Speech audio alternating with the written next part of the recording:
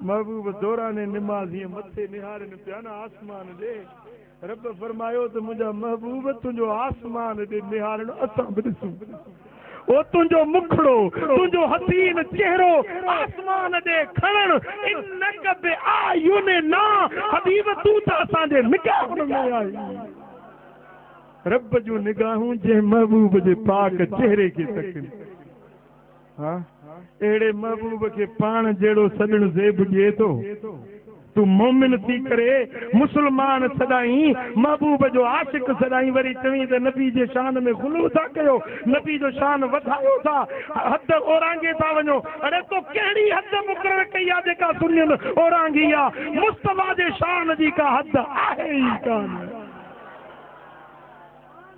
हाँ बस इया हद है जो महबूब अल्लाह जो अब्दा हु मालिक का ही ममलूका हु राज़िक का ही मरज़ूका हु खालिक का ही मखलूका हु अल्लाह ही उन जो बंदो आ। बस इहो फर्क हिकु आ।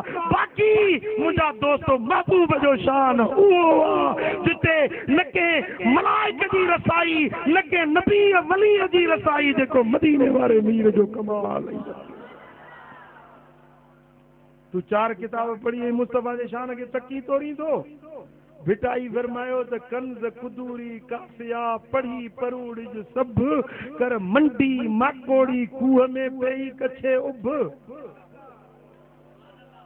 मुल्ला जेको महबूब जे शान ते कलाम तो करे न हीअं थियो हूअं थियो इहो ईअं आ जीअं मंडी माकोड़ी कूह में वरी चए त मां आसमान खे थी मापियां। शिकारपुर वारा समझो था आसमान जूं रिफ़तूं बुलंदियूं वुसअतूं मंडी माकोड़ी जेका खूह में पई आहे उहा चवे त मां आसमान थी मापे सघंदी। हाँ मुल्ला जो इल्म इन मंडी माकोड़ी वांगुरु आहे। मुस्तफा करीम जो शान अर्शन ताईं बुलंद आहे।